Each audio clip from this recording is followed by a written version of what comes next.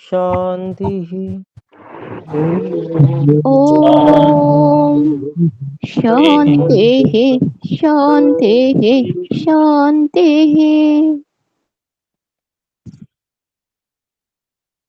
ओम। साधन पाद जो योग दर्शन का है, इसमें हम क्या दूसरा सूत्र भी पढ़ चुके थे? तीसरा सूत्र थोड़ा सा हो गया होगा। हाँ जी, कर्म फल जो है उसी तरह अप टू दैट प्रकृति का गुण जो है परिणाम है।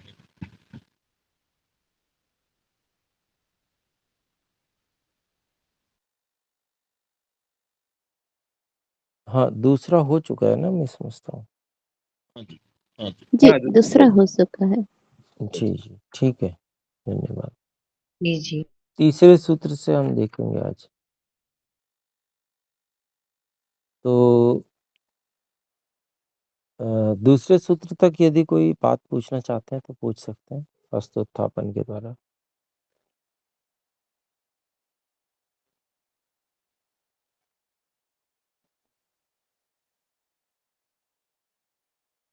जी, तो फिर हम आगे बढ़ते हैं।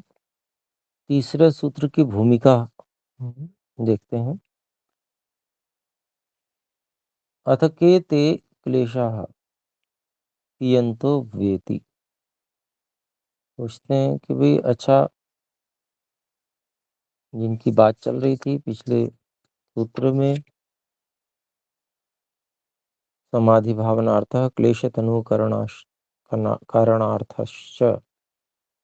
तो समाधि लगाने के लिए और क्लेशों को तनु कमजोर करने के लिए जो क्रिया योग बताया गया है, तो उनमें जो क्लेश की बात आई तो वे उनकी बात है। अथ के ते क्लेशा, वे क्लेश कौन से हैं? कियंतो वा इति, वो कितने हैं?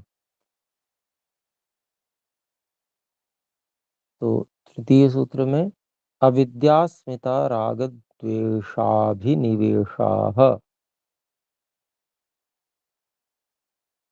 पंचक्लेशाः।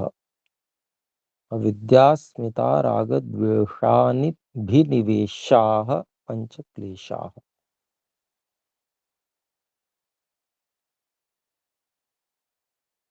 तो 5 क्लेश होते हैं, कौन कौन से वो गिने?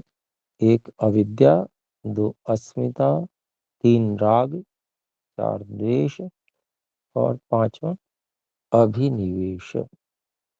ये 5 क्लेश हैं जिनको यहाँ पर गिनकर बताया गया है।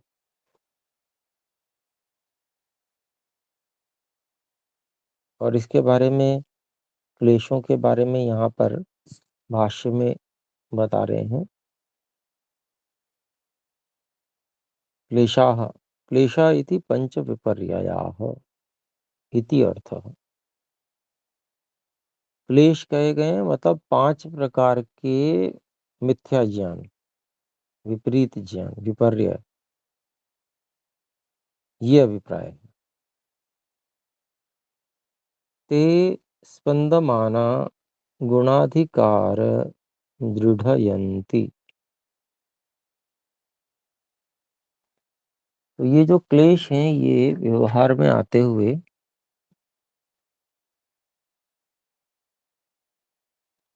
व्यवहार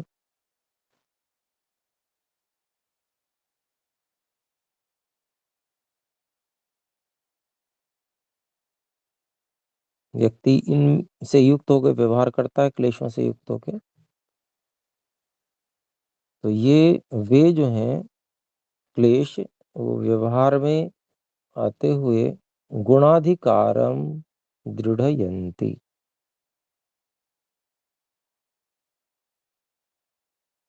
गुणों के अधिकार को दृढ़ करते हैं। गुणों का अधिकार क्या है? भोगों को भोग की ओर ले जाना, मतलब भोग भुगाना।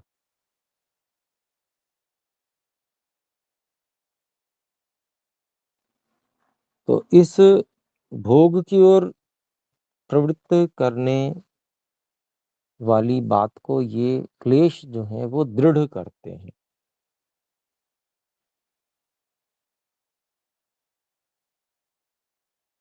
परिणामम अवस्थापयन्ति।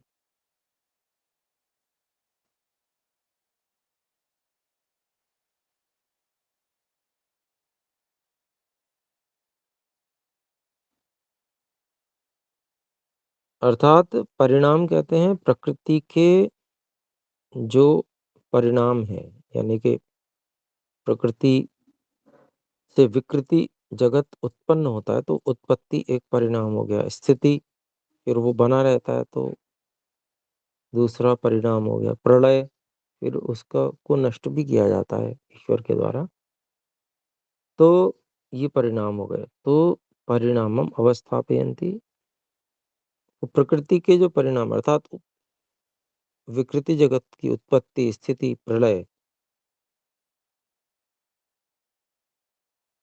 उनको स्थापित करते हैं। ये क्लेश जो है उनको विकृति जगत को और विकृति जगत के जितने भी परिणाम हैं उनको स्थापित करते हैं, बनाए रखते हैं कि वो चलता रहेगा कार्य, ये अभिप्राय है। फिर कहते हैं कार्य कारण स्रोत उन्नमयन्ति।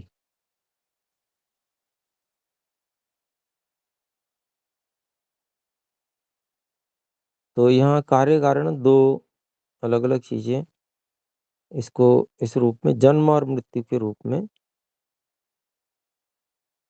कह सकते हैं।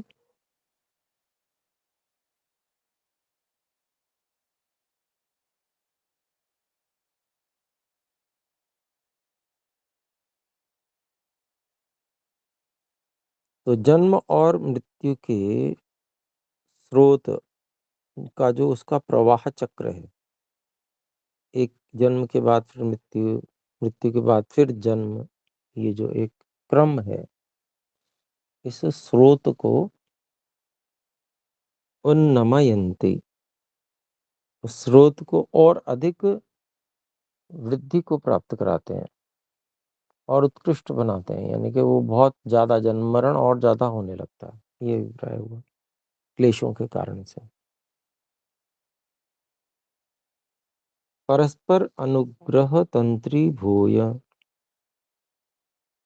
कर्म विपाकम च चाभिनिर्हरन्ति च अभिनिर्हरन्ति। तो परस्पर अनुग्रह तंत्री भूय, एक दूसरे का क्लेश जो है एक दूसरे का सहयोग करते हैं, एक दूसरे को बढ़ाते हैं, क्लेश एक दूसरे को मजबूत बनाते हैं, सहयोग करते हैं आपस में।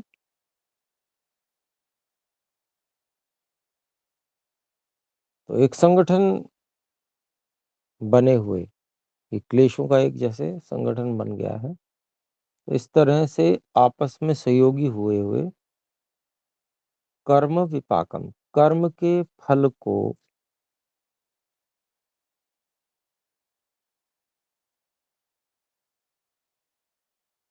अभिनिर्हरन्ति,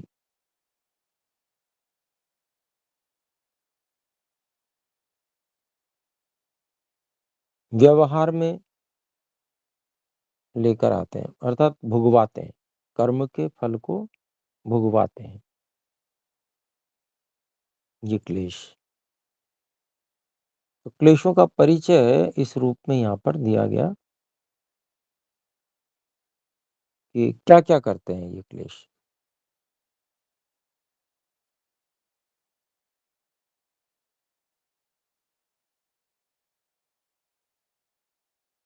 तो ये तो एक इस प्रकार से बता दिया, नाम बता दिया, और नाम के अलावा क्लेश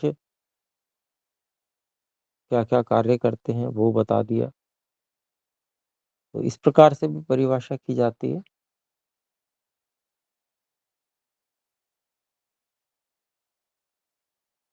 और आगे फिर एक एक क्लेश का स्वरूप भी बताएंगे। चौथे सूत्र की ओर चलते हैं। चौथा सूत्र है अविद्या क्षेत्रमुत्तरेषां प्रसुप्त तनु विच्छिन्नोदाराणाम। जी, बहन स्मृति जी कुछ पूछना चाहते हैं, बोले। जी आचार्य जी, तीसरे सूत्र में एक बार ये परिणाम मन स्थापयन्ति, एक बार ये बताइए ये क्या करता है कलेश को?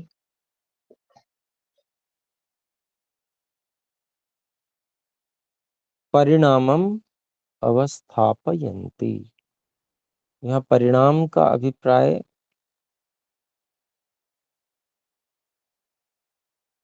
प्रकृति के जो परिणाम है, विकृति जगत में जो अवस्थाएं हैं, 3 अवस्थाएं, उत्पत्ति, स्थिति और प्रलय। तो इन जो परिणाम है प्रकृति के, विकृति जगत में अलग अलग अवस्थाएं, उसकी जो परिणाम है उनको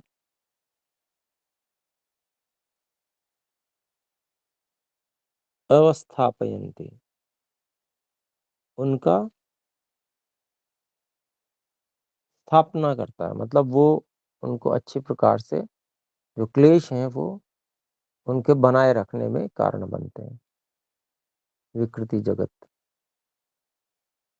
प्रकृति तो सूक्ष्म वो सतरजस तम हो गया ना। हाँ, विकृति जगत की बात करें, प्रकृति तो हो गई सूक्ष्म, सत्व हाँ जी। रजतम। हाँ उसको जी। बनाए रखने में तो कोई कारण नहीं होगा, वो तो नित्य है जी जी है ना। जी। लेकिन उसके जो परिणाम है, परिणाम परिणाम क्या है? मतलब? प्रकृति परिणमित होती है, यानी कि प्रकृति को, उसको मिलाकर कुछ ना कुछ बना देते हैं ईश्वर। जी प्रकृति के जी परमाणुओं को इकट्ठा करके कुछ ना कुछ बनाते हैं, ये उत्पत्ति हो गई। जी फिर वो लंबे समय तक स्थिति भी रहती है उसकी, जी 4 अरब 32 करोड़ वर्षों तक लगभग, जी। तो ये स्थिति भी रहती है। अच्छा, मुझे ठीक अभी है। समझ में आया। जी। हाँ, और फिर उसके बाद में उसको, जब वो फल भोग देने में न्यून समर्थ या असमर्थ हो जाती है, तो उसका फिर प्रलय भी करते हैं। तो ये भी एक परिणाम हुआ, उस प्रकृति का ही तो हुआ, सत्वरज तम के ही तो ये परिणाम है। ठीक ठीक है है। जी। जी अब आ गया समझ जी। तो ये जो स्थितियां, ये जो परिणाम हैं, इनको ये क्लेश बनाए रखते हैं। ये परिणाम चलते रहेंगे क्लेश के कारण से, क्लेशों के कारण से ये सब ईश्वर के कार्य चलते रहेंगे। ईश्वरीय सृष्टि को बनाते रहेंगे, धारण करते रहेंगे स्थिति, संसार। क्योंकि जीवात्माओं की क्लेशों के कारण से संसार में रुचि है, इसलिए ईश्वर उसको बनाते रहेंगे, ये अभिप्राय है। गुरुजी, अभिनिवेश का अर्थ क्या है? अभिनिवेश क्लेश का एक नाम है, अर्थ अभी आगे सूत्रों में उसका बताया जाएगा। जी। वैसे मृत्यु का जो भय होता है उसको अभिनिवेश क्लेश कहते हैं। हम्म, वैसे मृत्यु का भय क्या है? कुछ नहीं, जब तक शरीर हम अपने आप को मान रहे हैं तब तक मृत्यु का भय है। जब हम ये समझने लगे कि ये बिल्कुल वस्त्र जैसा ही है, जब ये समझ में आ गया कि ये तो बिल्कुल ऐसा है, ये मैं नहीं हूँ, ये तो अलग है, जब ये बिल्कुल ठीक ठीक और अच्छे से साक्षात्कार के स्तर पे समझने लगे, तो मृत्यु का भय नहीं रहेगा, क्लेश छूट जाएगा, तत्व जी ज्ञान हो जाएगा, है ना। जी। धन्यवाद गुरुजी। तो ठीक है, इसमें अभी सारे खाली बहुत मोटा मोटा स्वरूप बताया है क्लेशों का, और आगे बता रहे हैं अच्छे से, पूरा विस्तार से और गहराई से भी बताएंगे। तो चौथा सूत्र है अविद्या क्षेत्रमुत्तरेषां प्रसुप्त तनु विच्छिन्नोदाहरणम्। अविद्या क्षेत्रम उत्तरेषां प्रसुप्त तनु विच्छिन्न उदाहरणम्। तो यहाँ पर क्या अभिप्राय हुआ कि ये जो 5 क्लेश हैं, इन 5 में से जो सबसे पहला अविद्या है, उसके बारे में कह रहे हैं। यह जो अविद्या है, यह खेत के समान है,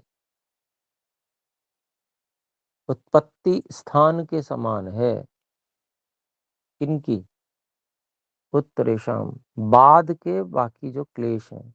5 क्लेश बताए, तो उसमें से प्रथम तो अविद्या हो गई, बाकी 4 उत्तरेषाम बाद वाले, अर्थात अस्मिता, राग, द्वेष और अभिनिवेश। इन चारों के लिए जो अविद्या है वो खेत के समान है, अर्थात प्रसव भूमि के समान है, आधार देती है उसको, उन सभी क्लेशों को, यह अविद्या। और ये जो क्लेश हैं, ये 4 अवस्थाओं में रहते हैं। तो इस प्रकार से हम इसका अर्थ कह सकते हैं कि इन 4 अवस्थाओं में रहने वाले, कौन कौन सी 4? प्रसुप्त, तनु, विच्छिन्न और उदार। 4 अवस्थाएं हैं, प्रसुप्त, तनु, विच्छिन्न और उदार। इन 4 अवस्थाओं में रहने वाले जो क्लेश हैं, कौन कौन से? बाद वाले क्लेश,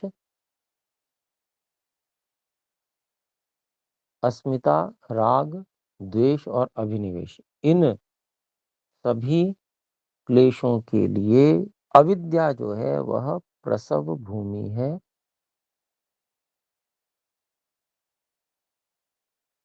अर्थात खेत के समान है, क्षेत्र के समान है, आधार बन जाती है उनके लिए। आइए इसकी व्याख्या को सूत्र के भाष्य में देखते हैं। तो व्यास भाष्यम, अत्राविद्या, अत्र अविद्या, क्षेत्रम को बोलते हैं, क्षेत्रम प्रसव भूमि उत्तरेषाम अस्मितादीनां चतुर्विधा विकल्पानां प्रसुप्ततनु विच्छिन्नोदाहरणम्। क्षेत्रम प्रसव भूमिरुत्तरेषाम् अस्मितादीनां चतुर्विध विकल्पानां प्रसुप्ततनु विच्छिन्नोदाहरणम्। तो तत्र अविद्या क्षेत्रम।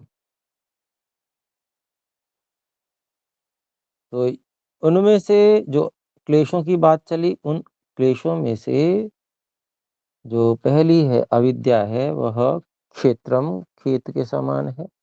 खेत अब अभिप्राय क्या है? तो उसको खोलते हुए महर्षि व्यास जी बताते हैं कि खेत अर्थात प्रसव भूमि ही, अर्थात उत्पत्ति स्थान, जिनसे अन्य क्लेशों का उत्पादन होता है, जहां से अन्य क्लेश उत्पन्न होते हैं। तो ऐसे उनके उत्पन्न होने की, प्रसव जन्म होने की भूमि के समान है, खेत के समान है ये अविद्या। किनके लिए? उत्तरेशम अस्मितादीनाम, जो बाद के अस्मिता आदि, अस्मिता, राग, द्वेष, अभिनिवेश, ये इन चारों, तो अस्मिता आदियों की चतुर्विधर विकल्पानाम, जो 4 प्रकार के जिनमें विकल्प हैं,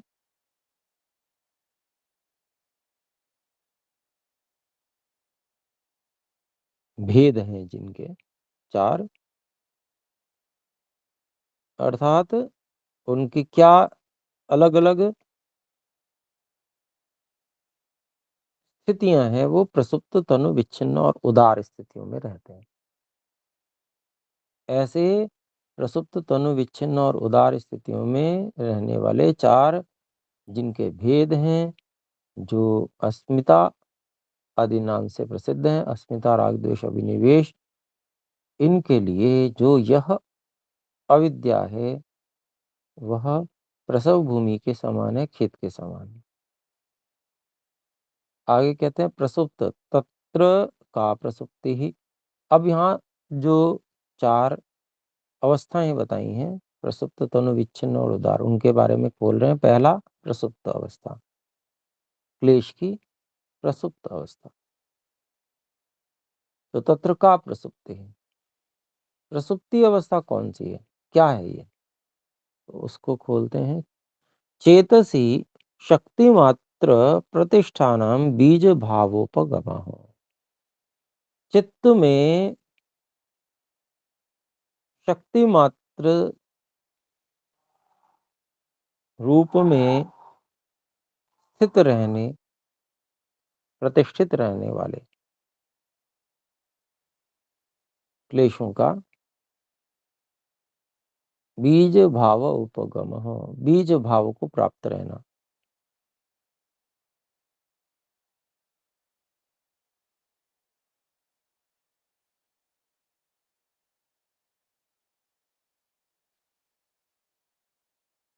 यह जो है प्रसुप्ति है। तो उसको कैसे समझेंगे? उदाहरण के लिए जैसे मनुष्य शरीर है, इसमें मनुष्य से संबंधित जो इच्छाएं हैं और संस्कार हैं वो उभरे रहते हैं। लेकिन गधे, घोड़े, कुत्ते, शेर, चींटी इत्यादि इन सभी प्राणियों से संबंधित जो इच्छाएं होती हैं वो सब प्रसुप्त अवस्था में रहती हैं, अर्थात बीज भाव में है वो। ऐसा नहीं है कि वो खत्म हो गई। जब वैसा शरीर मिलेगा तब वो वहां पर प्रकट होंगी। वो बिल्कुल सोई हुई अवस्था में वो उस प्रकार के संस्कार रहते हैं। ये उदाहरण के लिए कहा, वैसे और भी बहुत सारे ऐसे हो सकते हैं उदाहरण।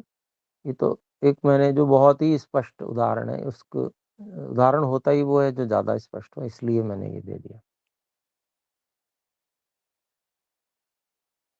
तो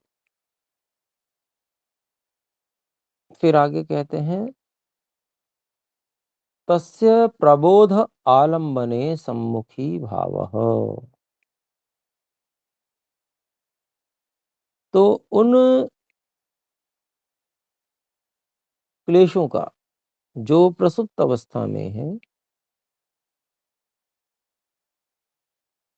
उनका जागरण, प्रबोध कब होता है? आलम्बने सम्मुखी भाव। उनका जागरण तब होता है जो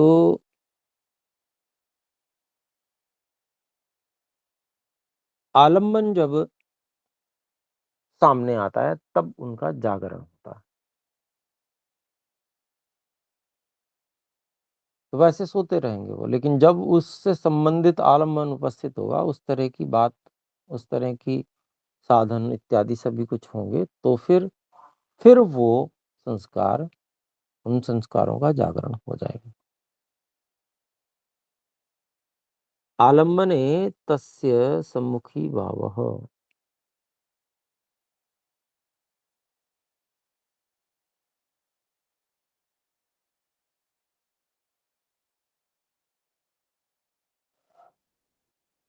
आलम्बने उपस्थिते सति तस्य प्रसुप्त क्लेशस्य सम्मुखी भावः तस्य प्रबोधः भवति।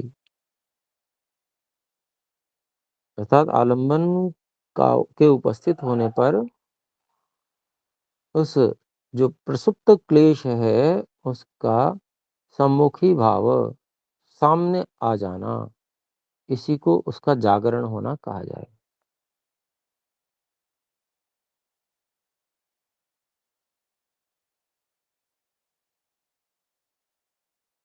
तो आगे कहते हैं प्रसंख्यानवतो दग्ध क्लेश बीजस्य सम्मुखी भूते अपि आलम्बने न असौ पुनः अस्ति। तो प्रसंख्यानवतो प्रसंख्यान अत्यंत उत्कृष्ट ज्ञान वाले दग्ध क्लेश बीजस्य, क्लेशों के बीज को जिसने जला डाला है, दग्ध कर दिया है, अत्यंत उत्कृष्ट ज्ञान की अग्नि से। तो ऐसे योगी के सामने सम्मुखी भूते अपि आलम्बन, तो ऐसे योगी के आलम्बन के सामने आने पर भी, सम्मुखी भूते अपि, सामने आने पर भी, न असौ पुनरस्ति, तो वह जो क्लेश का जागरण है फिर से नहीं होता। सामान्य व्यक्ति के सामने आलम्बन आएगा तो संस्कार वो जो वो क्लेश है संस्कार रूप में, वो क्या है, प्रसुप्त रूप में जो है वो उसका सम्मुखी भाव हो जाएगा, वो सामने आ जाएगा, प्रकट हो जाएगा, जागरण हो जाएगा उसका। लेकिन जिसने अत्यंत उत्कृष्ट ज्ञान से, अत्यंत उत्कृष्ट ज्ञान की अग्नि से क्लेशों के बीज को जला डाला है, दग्ध कर डाला है, उसके सामने आने, क्लेश का आलंबन सामने आने पर भी क्लेशों का जागरण नहीं हो सकता, ये अभिप्राय। फिर आगे कहते हैं दग्ध बीजस्य कुतः प्ररोह इति, वैसे ही जैसे जले हुए बीज में से अंकुर कैसे फूटे, नहीं फूट सकता। अतः क्षीण क्लेशः कुशलश्चरम देह इत्युच्यते, इसलिए जिसके क्लेश नष्ट हो चुके हैं, क्षीण क्लेशः, ऐसा कुशलः चरम देह इति उच्यते, ऐसे योगी को कुशल और चरम देह, अंतिम देह वाला, ऐसा कहा जाता है।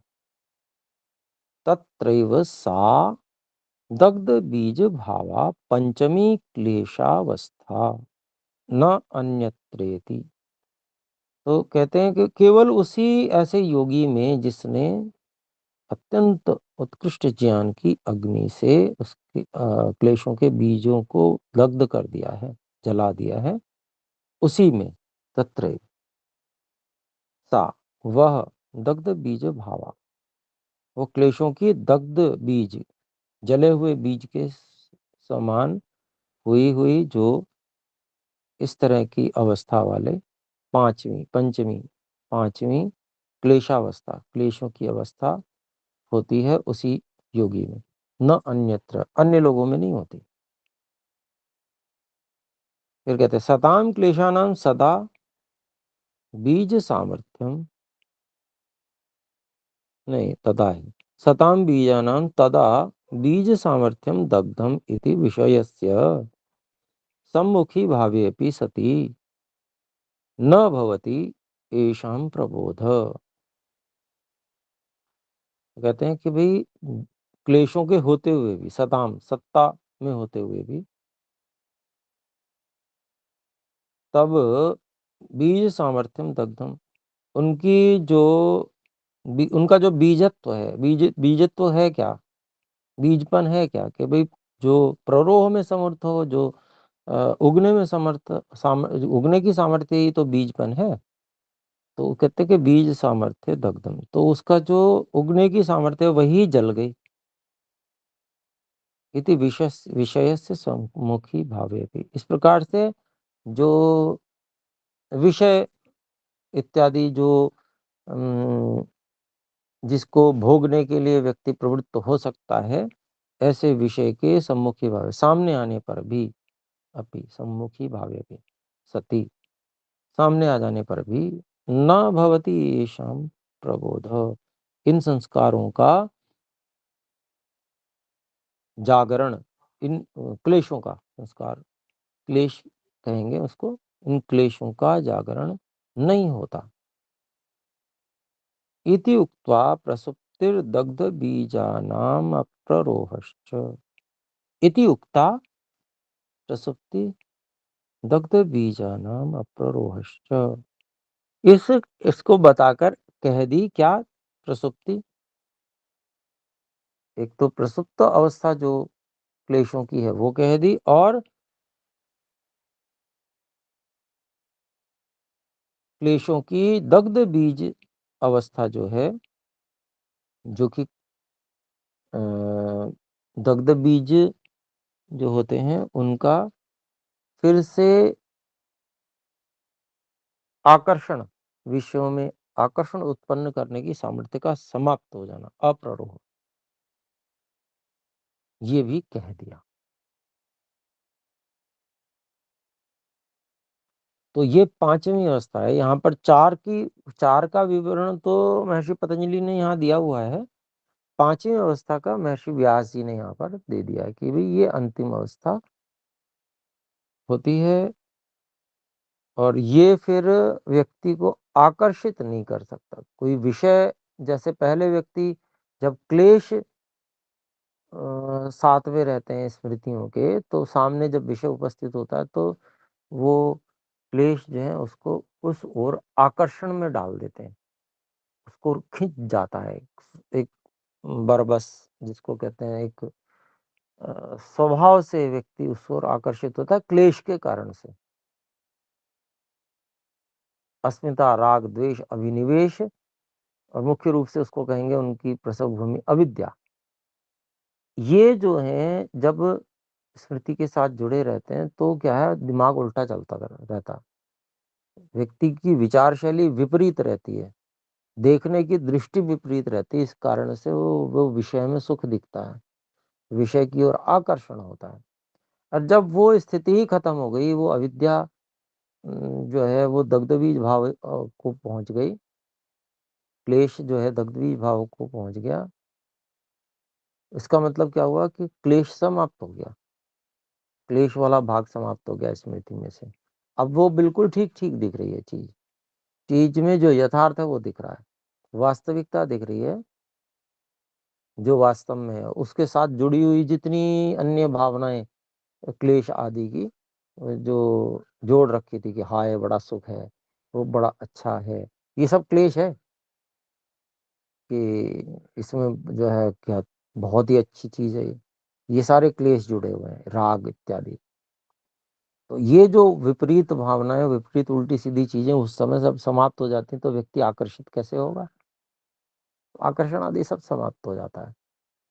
बस दिखती है चीज, अभी दीवार है सामने, जैसे दीवार के विषय में कोई विशेष हमको नहीं रहता है, ठीक है, ऐसे ही कोई भी जो विषय जिसको हम सब लोग अलग अलग ढंग से, सबके अपने अपने विषय हो सकते हैं, किसी को किसी चीज में ज्यादा आकर्षण होता है, किसी को किसी चीज में, तो अलग अलग विषय हो सकते हैं सभी के, कुछ कॉमन भी होते हैं।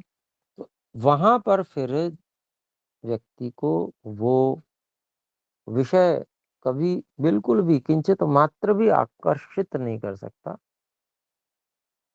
और कोई विपरीत विचार का तो प्रश्न ही नहीं है वहां पर, बिल्कुल ऐसी, इसी को कुशल कहते हैं, चरम देह कहते हैं। ऐसी अवस्था को ही हमें प्राप्त करना है, यही तो ये लक्ष्य है, इसको लेकर चलना है और इसको प्रयोग करते रहना है कि मैं बस ऐसा ही हूँ। ऐसा मान के चलिए कि विपरीत होते हुए भी, क्लेशों में होते हुए भी थोड़ी देर के लिए हम यूं मान के चलें अपने आप को कि मैं कुशल हो गया, मैं चरमदेह हो गया। जब अगर मैं चरमदेह हो गया तो मैं कैसे देखूंगा, ऐसा देख सकते हैं ना, थोड़ा सा प्रयास कर सकते हैं। तो उसको बार बार करने से क्या है कि वो एक उत्साह मिलता है कि हाँ, ऐसी स्थिति में बिल्कुल किसी चीज के प्रति आकर्षण नहीं होगा, उसकी वास्तविक स्वरूप दिखता रहेगा। तो स्थिति बताइए बहुत सुंदर। और देखिए कोई भी चीज बताई जाती है ऋषियों के द्वारा, तो उसका प्रयोग करने से उससे विशेष लाभ प्राप्त किया जा सकता है। तो आज इतना ही रखते हैं, शेष तनु उदार इत्यादि इसको बाद में हम देखेंगे। आइए एक बार समाप्ति करते हैं, ओम का उच्चारण करें। ओ